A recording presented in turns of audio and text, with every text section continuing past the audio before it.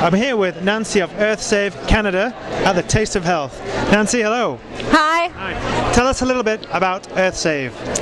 Earthsave is a non-profit educational organization. We promote awareness of the consequences of food choices. So those consequences could be environmental or consequences for your health or about animal compassion. We are a registered charity. That's great. So tell us about Taste of Health. Now it's the 10th anniversary. This is the 10th Taste of Health that's been going on. So how did it all come about?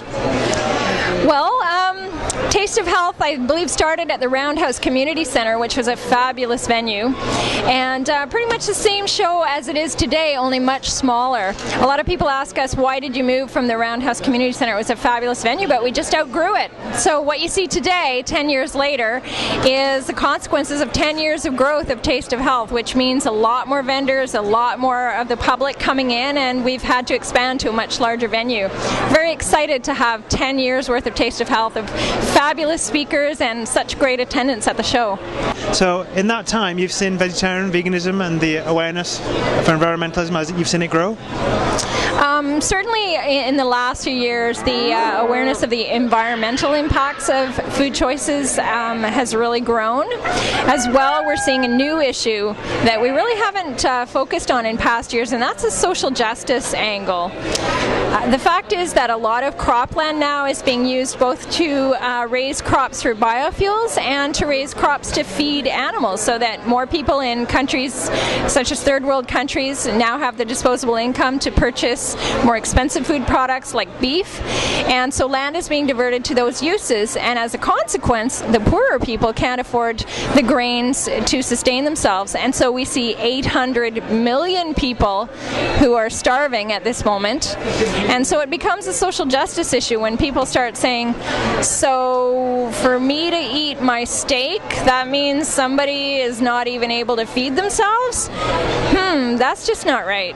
So that's a whole new angle to the consequences of food choices that we haven't dealt with in the past.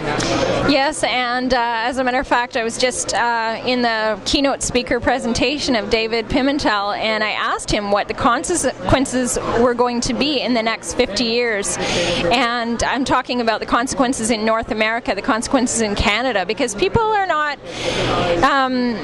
people have a hard time thinking about long-range consequences and thinking about consequences to people in other countries.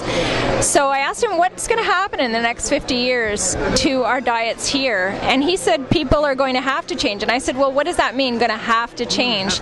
And he said, well, as oil becomes harder to get and more expensive, we're just not going to be able to spend the amount of money we do on fertilizers and pesticides, and we're going to have to change how we grow our food. Just simply, it's going to be too expensive. So he said, I said, well, what about the average person whose diet is centered around McDonald's and that sort of thing, who really isn't interested in changing their diet? And he said, well, it's going to be too expensive for them to eat that high in the food chain. So it's not going to be a choice in the future. It's going to be the reality of how we all eat. So I guess you could call the people at this show early adopters. You know, we might not all have our iPods, but we've all figured out that this is the crest of the wave when it comes to diet, and people are here checking out what kind of products are available and ways in which they can make the shift as painlessly as possible from the diet that they eat now to a more healthful, more sustainable diet in their future. Well, the thing is that you talk about it like, you know, it's a difficult transition, but you know, we have to do it. But on the other hand, it's only difficult because we've been raised to eat recipes that are based around animal products. But when you start relearning how to cook with different ingredients without animal products, you find you don't feel deprived at all. The food is absolutely fabulous. There's food from every cuisine that's plant-based, and so it's just a matter of you know, teaching an old dog new tricks. Thanks, Nancy. All right, you're welcome. Thanks very much.